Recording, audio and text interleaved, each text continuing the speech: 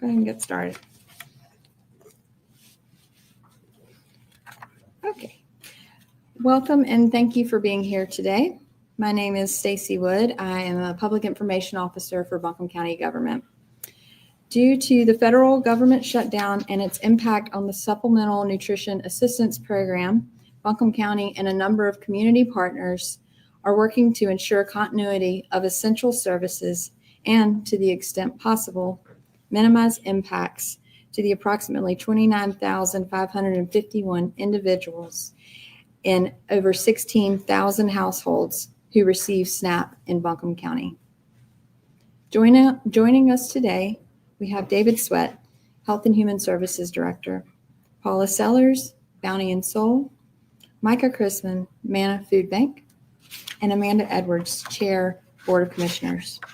Also want to recognize the elected officials standing behind me, Register of Deeds, Drew Reisinger, Commissioner Drew Ball, Chairwoman Amanda Edwards, Commissioner Wells, and Commissioner Whitesides.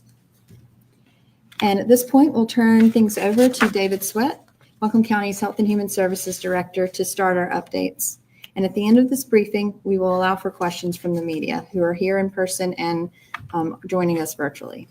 David?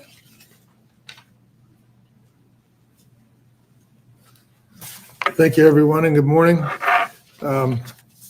As Stacy shared, we have about a little over 16,000 households in Buncombe County that receive SNAP benefits, and beginning on November 1st, or beginning next week, the new benefits will not be issued to those recipients. So that is going to have a significant impact in our community, and we want to address this disruption. Any disruption to people's ability to access food is concerning, but also as our community is recovering from Tropical Storm Helene, we know that food insecurity has grown. In our recent Casper survey that the health department did this summer, it was noted that over half of our households expressed anxiety, worry, or stress that another disaster would be happening and that would impact them and their household. And they were already worried about that. And for 7% of the Casper survey respondents, they specifically noted that food insecurity was an ongoing concern following the storm. So that was the situation as we come into these developments of recent days. Here's the situation. Our economic services offices remain open.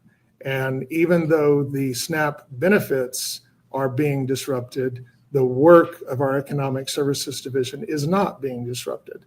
And so we encourage any resident who needs to continue to apply and interact with their caseworkers, income maintenance caseworkers at Health and Human Services. Will continue to receive applications, continue to process applications, continuing the work to keep people in the system or help people get into the system, even though the benefits would not yet be flowing.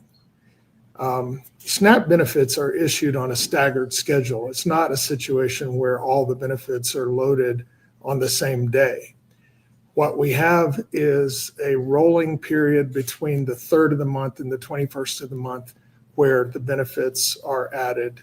And so, for instance, some recipients here in Buncombe County got their October benefits on October 21st. So everybody is not going to be impacted at the same time and in the same way. Anybody who has benefits on their card, their benefits card is still going to work and that money is still in their account, right? But what will begin to happen next week is the new benefits that should have been loaded for November, starting on November 3rd, those will not be added. So that immediate impact is to 1,500 families on November 3rd. So in terms of what is a SNAP benefit, some people may wonder about that. On average, per individual, it's about $171 a month. Per household, it's about $344 a month that SNAP benefits represent here in Buncombe County. And across North Carolina, 1 out of every 8 people in the state receive SNAP benefits. 34% of those families include an adult who's an older person or somebody who's disabled. We know that our area, Buncombe County, has one of the highest costs of living in the state. And that makes food security issues even more difficult, even in the best of times. And in North Carolina, 46% of the families that receive SNAP benefits are for working families, people who have jobs. They just don't make enough money to meet all of their food needs every month with the income that they are making. So there's an additional program, WIC. You've heard of that, Women, Infants, and Children. Right now, WIC is funded through November 15th. But that also is a program that brings additional food resources to women, infants, and children. So at the moment, our WIC office is open, continuing to do all the normal work we do with clients, and we are funded in that program through November 15th. So the SNAP benefits end on November 1st unless something changes, but WIC continues to be funded through November 15th.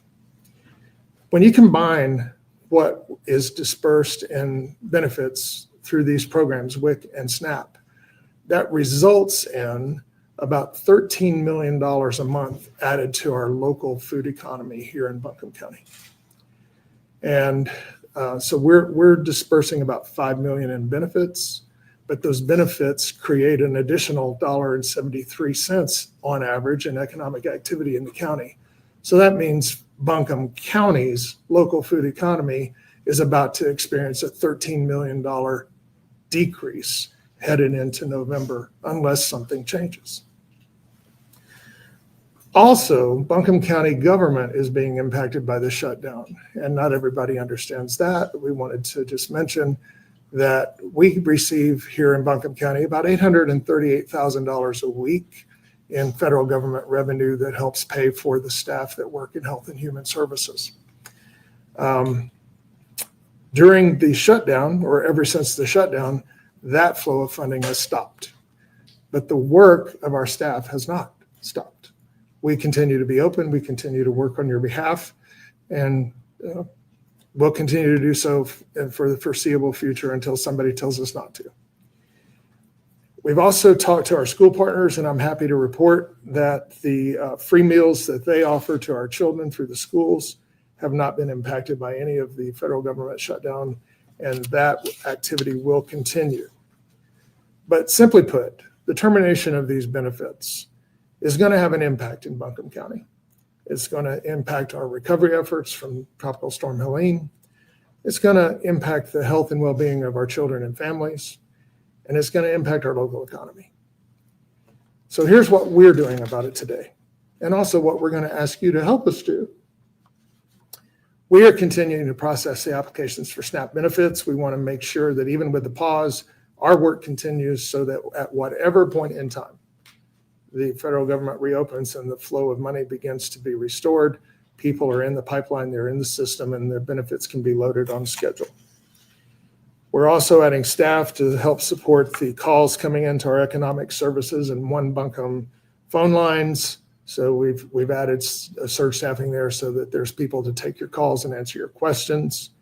We're sending out SNAP recipients. We're sending text messages and phone calls to let them know about the latest update on their benefits. And we're working with our community partners, two of whom you will hear from momentarily, about ways that we can collaborate to bolster the local safety net. We're also operating and continuing to operate our community engagement markets, which offer food at no cost throughout the community every week in various locations.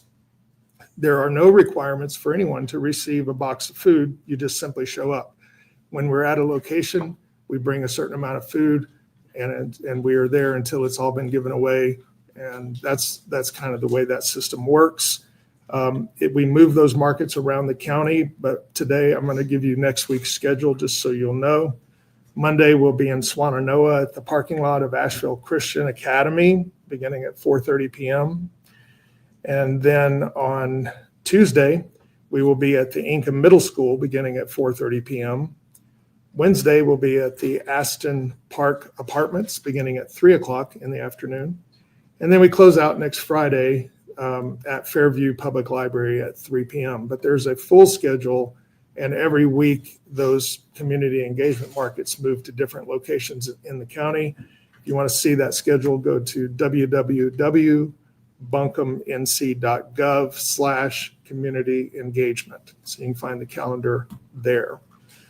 Our Register of Deeds is operating a food bank that also has a diaper bank with free diapers, baby wipes, and baby formula at their offices at 205 College Street, across the street. And they operate Monday through Friday between 8 a.m. and 5 p.m. So folks who need those assistance can go there to receive that. And a number of our libraries also host YMCA mobile markets. And those community engagement similar to our community engagement markets, move around. But next week, they will be at the Swannanoa Library Thursday, beginning at 11 a.m. until noon. And the full schedule for their markets, their mobile markets, can be found at ymcawnc.org. Now, here's where you can help. Beginning tomorrow, we are launching a food drive. And that food drive is to support Manna Food Bank. And the Manna Food Bank, I believe Micah can verify this, but serve about 137,000 people a month.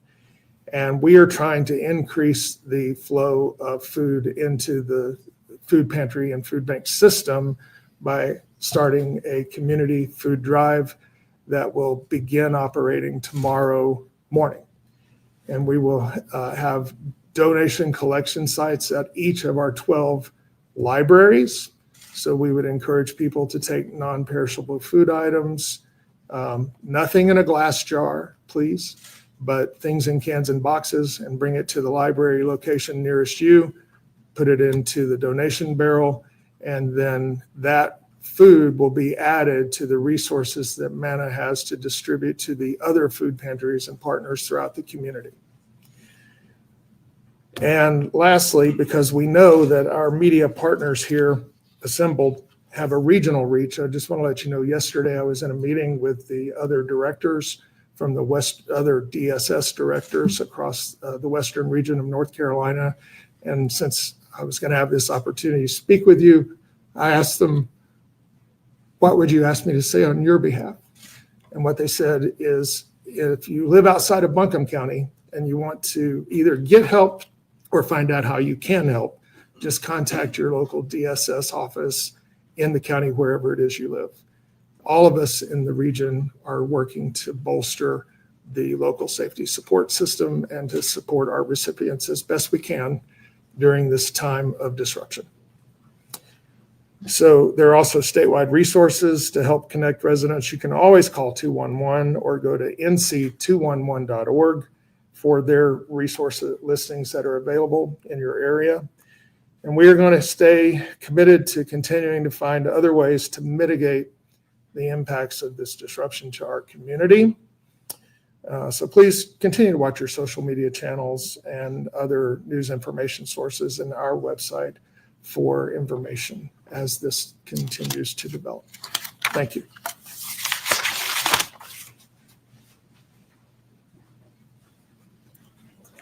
Thank you, David. Next, we'll hear from Paula Sellers with Bounty and Soul.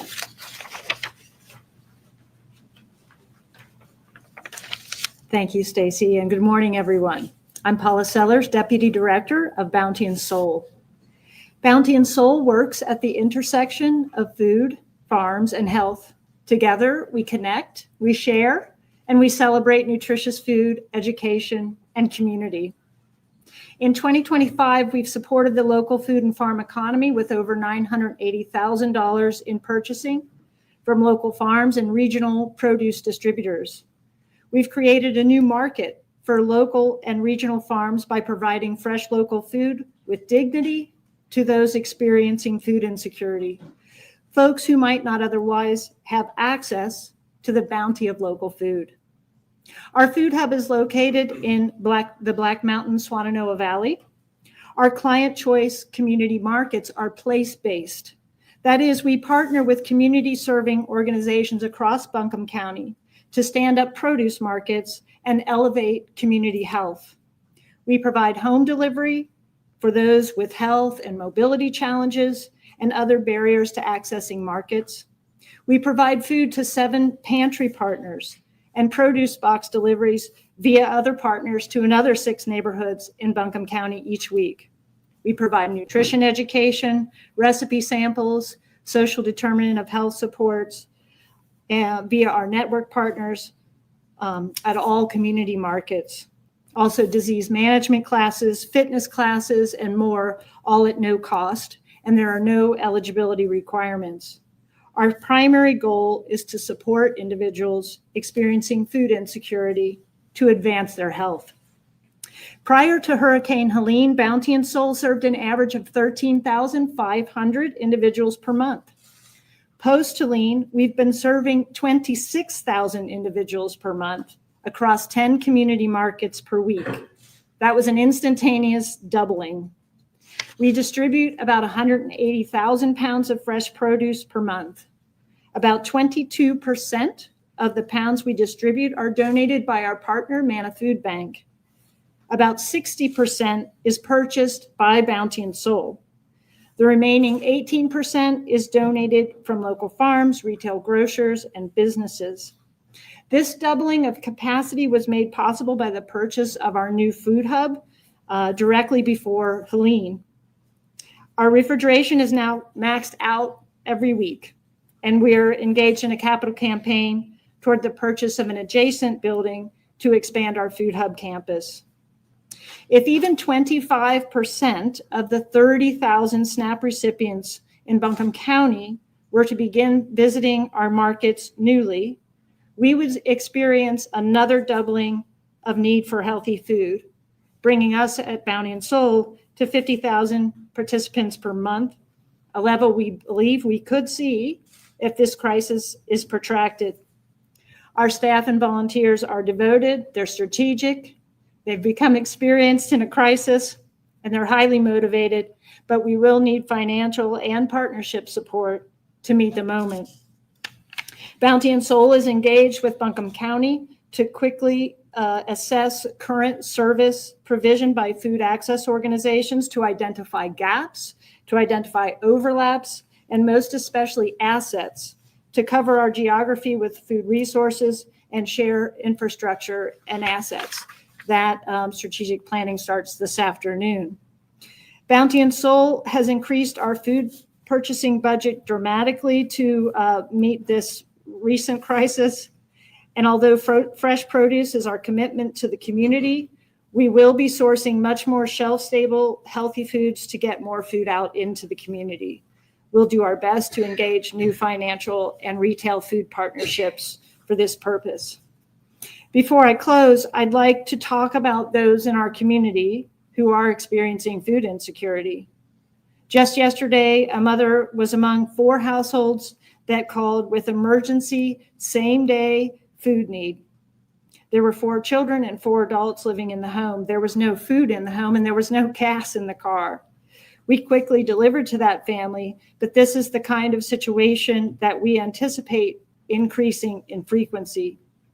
As David mentioned, those experiencing food insecurity include people who have experienced home loss or job loss related to Helene, older adults living on fixed incomes, those working low-wage jobs in our economy, people experiencing medical issues or medical debt, those who are unemployed due to family caregiving, due to injury or mental health issues, those who have experienced life-altering events, trauma, domestic violence, veterans, single-parent households, those with difficulty paying for unaffordable housing in this region, and importantly, children living with adults in any of those circumstances. And any of us could find ourselves in one or several of these situations.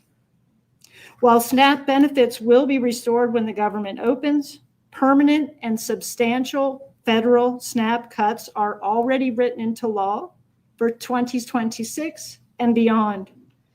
Therefore, increased capacity will be needed indefinitely, as the life circumstances of people experiencing food insecurity will require much wider systemic change before food insecurity will abate. While the nonprofit sector will work tirelessly, as we have post-Helene, to ensure our neighbors are fed and healthy, some community members, particularly children and the elderly, will experience hunger, and yes, even malnutrition, at a scale we have not seen unless SNAP is restored or substantial resources are deployed. At Bounty and Soul, we care for our community as we would care for a loved one. Today, more than ever, we choose love. Those wishing to support Bounty and Soul can visit our website, bountyandsoul.org, and donate there. This is, for us, more strategic than donating shelf-stable foods to us directly. If you wish to do that, please use the route described by David through Manna.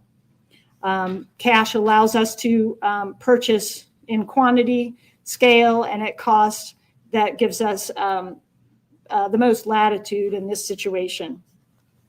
Also, we welcome you to volunteer. Executive Director Ali Kasparian and I are available to collaborate with partners across the county to meet the expanding needs of the community in this important time. Thank you for being here today. Thank you.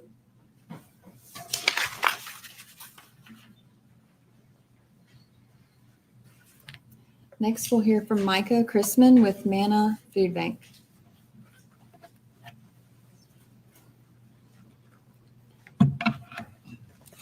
Good morning, everybody. Just want to start by saying thank you to my colleagues and to the county for hosting this press conference. And we are so excited just to be here to lock shoulders, walk in step with each other to support our communities in need. As we step into this fourth week of the federal government shutdown, Manna and our partner network of over 220 food pantry partners across the region, including folks like you just heard from Bounty and Soul, we're here to roll up our sleeves and get to work. We've been supporting our communities since the wake of Hurricane Helene, and I say with a heavy heart that we are serving over 195,000 visits to our food pantries every single month on average. So that number that we mentioned earlier, the 135,000, that's now jumped to 195,000 visits to our food pantries. And that's across 16 counties here in West North Carolina. But we do not despair, because we know that our communities have been resilient. We've gone through COVID. We've been through Hurricane Helene. And despite the government shutdown, we're here for each other now.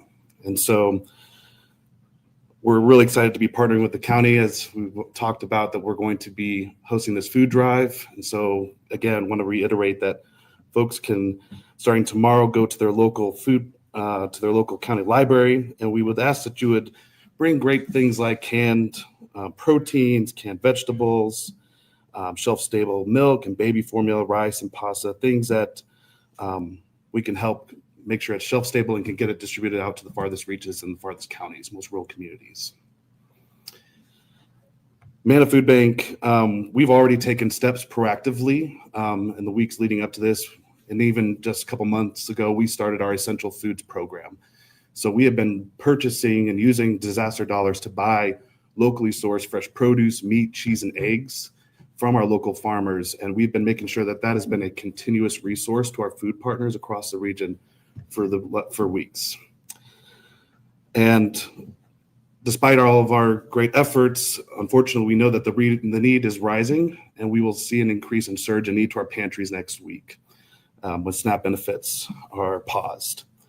So preemptively, again, we bought a bulk order and we deployed that to our food pantries.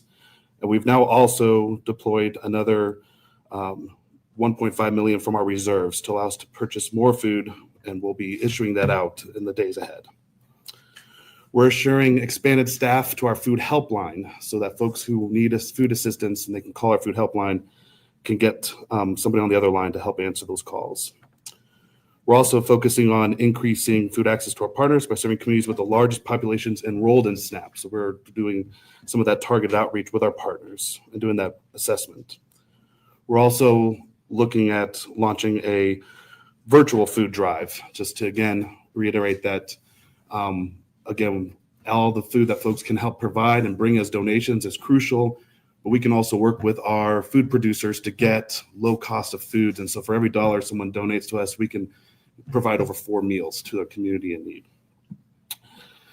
So we're here to be with each other. And if you or yourself or somebody you know is leading food assistance, they can go to amandafoodbank.org and use our food finder tool. They put in their zip code and they can find a food pantry near them. And also folks can call our food helpline at 828-290-9749. Thank you, everybody. And we appreciate your help and support in our community in the days ahead.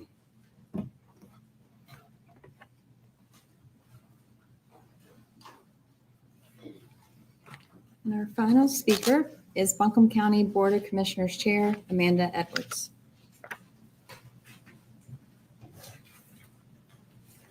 Good morning, everyone. This time last year, we had become experts at taking care of our neighbors. We checked on each other, we shared meals, and made sure that when folks went to bed, they were not thirsty.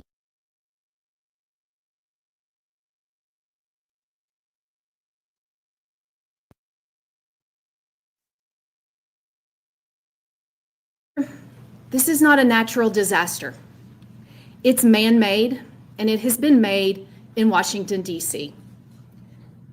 The consequences of the federal government shutdown are devastating and far-reaching. People's livelihood and right to have food on the table is not and should never be political.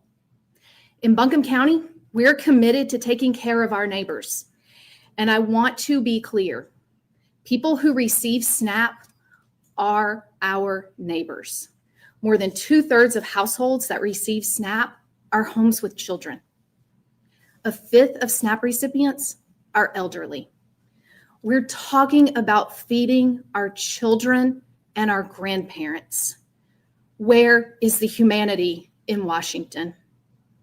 Like David shared, in Buncombe County, we're working to help our community have fundamental access to food. He doesn't have to do this, but Drew Reisinger, our Register of Deeds, saw a need, and he is making sure that families can access diapers and formula for their babies.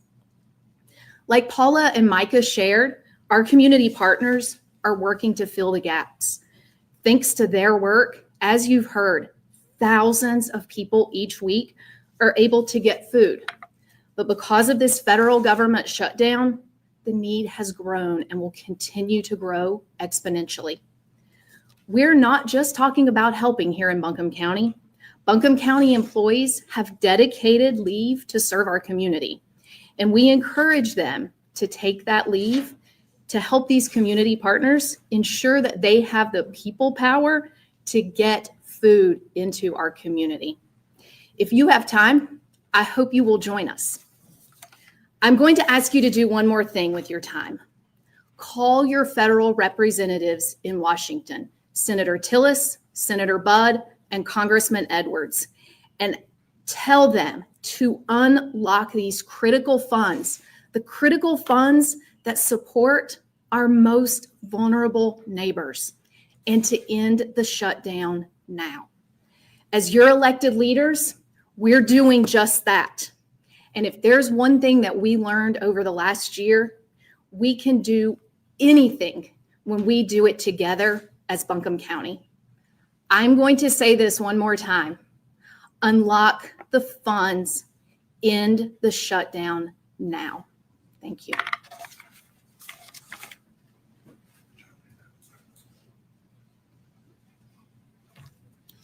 Now, at this time, we have about 10 minutes for questions from the media who are participating here in person and on a separate Zoom call. So we'll go ahead and get started with questions from media who are here in person. Jacob? Is there any direct outreach to operators of low-income housing for older adults, the housing authority, and is the county coordinating with the city at all times?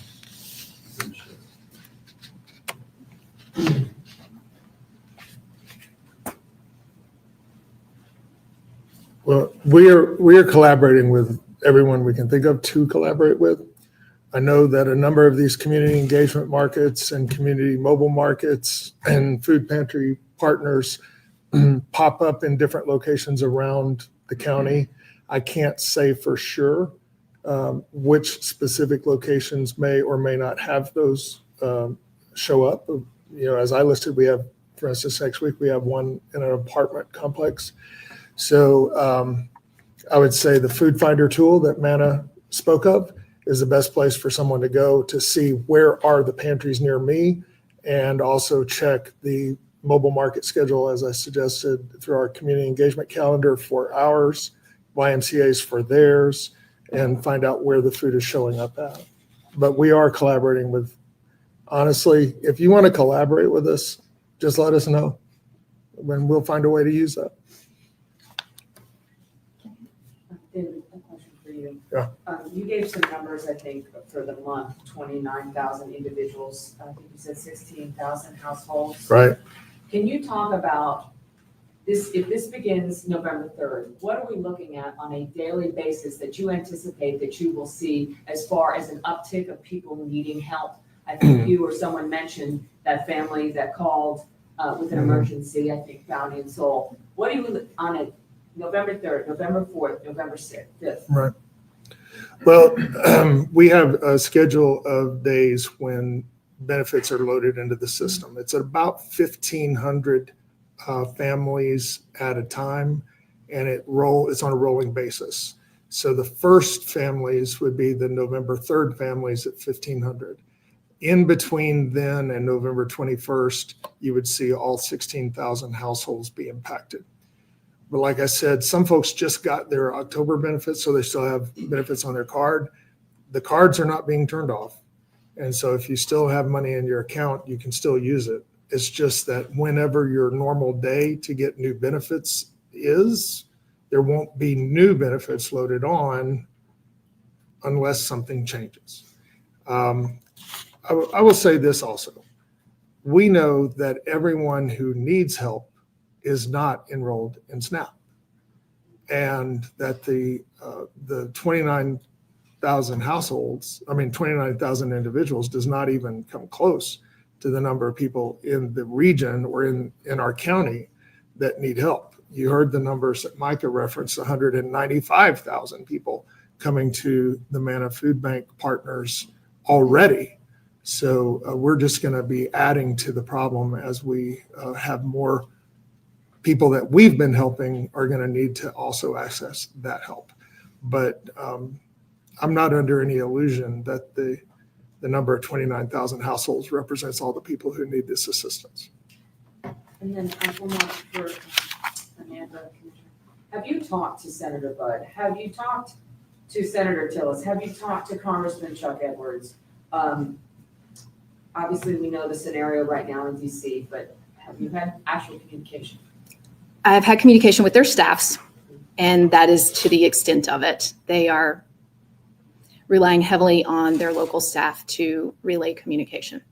I do want to answer a follow-up about working with the city. I have been in communication with Mayor Manheimer, and she is sharing the resources, and they're working with staff to coordinate a food drive campaign to support the work that the county is doing. And when this is over, I will be sharing all of the resources with the mayors of the other municipalities that are located here in Buncombe County to ask for them to join us in those efforts. And to add to that, we are liaising with the Asheville Housing Authority currently as a part of an incident management team that the county has established, created to respond to the federal shutdown impacts. Any other questions? Specifically, I don't know, you might have mentioned, but how many children are impacted of the 29,000? I couldn't pull off the top of my head. We can try to get that number for you. Okay. I don't have that at the top of my head. Dee? I Have any local businesses offered to help? Like HCA or Ingalls or anything like that? I'm not aware of any at this time. I called them and asked, and they didn't quickly say yes.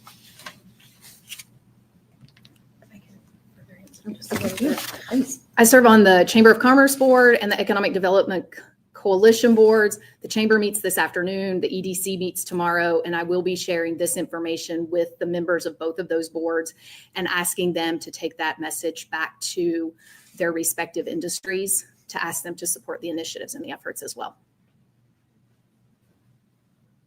I have one more. Jason's first. Jason's first. Okay, For for Jason. Micah, can you just give us an update on your recovery from Helene? Because honestly, I've had a hard time keeping up with where you are now. Yep. Where you are in building the structures that you need, the warehousing that you need. And Yep. like, where are you right now on top of this meeting coming up? Yeah, it's truthfully, the metaphor we give is we're building the plane while we're flying it, kind of thing. But yeah, our new warehouse is in Mills River at 99 Broadpoint Drive. And we are in the final kind of months of building out our freezer, fridge, cooler space. So it's a huge, the whole warehouse is about 84,000 square feet, but that's an additional 6,500 square feet of freezer cooler space. That is, walls are up and we've got the generator and everything being installed, I think this last couple of weeks. So in the interim, what we've been doing is using reefer trucks to keep cold storage food. So we have somewhere, I think, ballpark of 12 to 15 of those that are just in constant rotation of pulling cold food out and getting it out to our partners. So we'll be really glad and thankful once our freezer cooler is done when we can retire using those reefer trucks, because those require gas, diesel, and running them 24/7. So we have staff on call, checking them throughout the weekends to make sure they don't run out of fuel to keep the food cold. So yes, and then there'll be lots of other stages of construction. But as far as we're putting out more food than we have our capacity, even on Swananoa River Road. I believe the number we're averaging somewhere between 100 and 120,000 pounds of food a day going out to our communities. So, yeah, we have an incredible operations staff who are keeping things going. And just want to reiterate, though, that for every meal that a food bank can provide, SNAP provides 9 meals. So just want to clarify for folks that I'm proud of our team. I'm proud of our community and everything, the charitable work that we can do, but requiring charitable organizations to fill this need and this gap, especially on top of recovery that our region's gone through, is not feasible. And so despite our best efforts and everything, we're going to roll up our sleeves and be here with our community. We need partnerships from all levels, from corporations to federal support, state, our elected officials. It takes a whole community. So thank you for asking that. Thank you. Jacob? If the courts step in or there's some sort of last minute funding deal before Saturday, will benefits go out on time next month?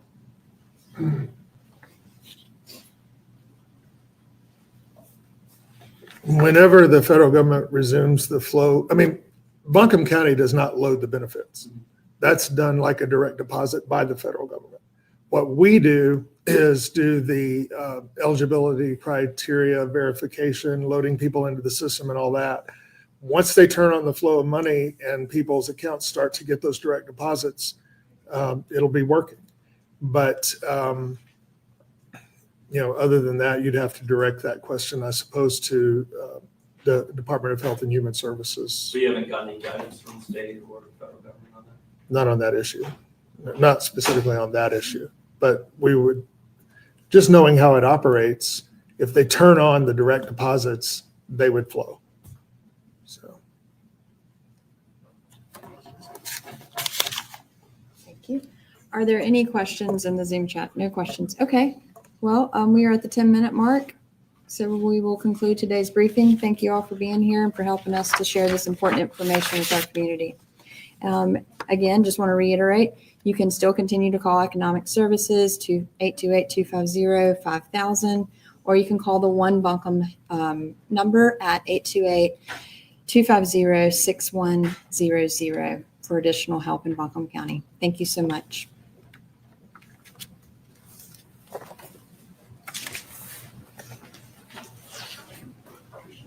Really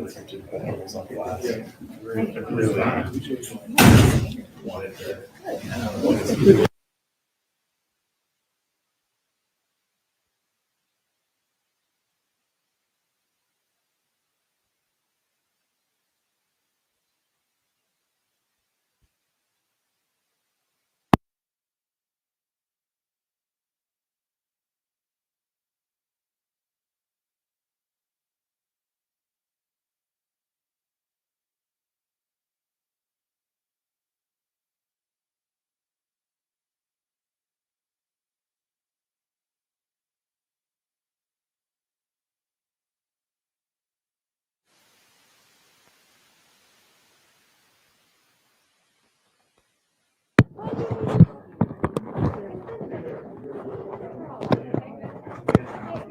Carl, you're the best. Were you angry when you got the text? Why? Well, I mean, I wish they would told us. Yeah, that would have been really good to know, especially coming off, doing live shots up on the parkway until midnight last night. You? So, yeah, What went on up there? a car crashed into a rock slide. You and Mark? Yeah, not that exciting, but Okay. very, very foggy. Amanda, can we talk to you real quick? About HMGP? No. I got your message. I don't have anything yet to report back on HMGP. Oh, well, I mean, there's seems to be some frustration among the individuals with getting information. So And that's what I want to it's currently being held up with the state emergency management. No, it's not. It's, Okay. it's also at the county level. Okay, because we're waiting on information from state emergency management. Well, I mean, I'm aware of what the federal issue is, like there's a Matt Galapia says that there seems to be a pause on the whole program. I'm talking about just some basic information that people have evaluations that's already in the pipeline. Lillian and Govus on that to get information from staff. It's not that, it's more transparency. That's why I I mean, want to ask Kim, you. this is clearly it's not going to be right now information that I have readily available because things are being held up with state emergency management. And so I hear you on the transparency. I'm saying like, if I have a property owner in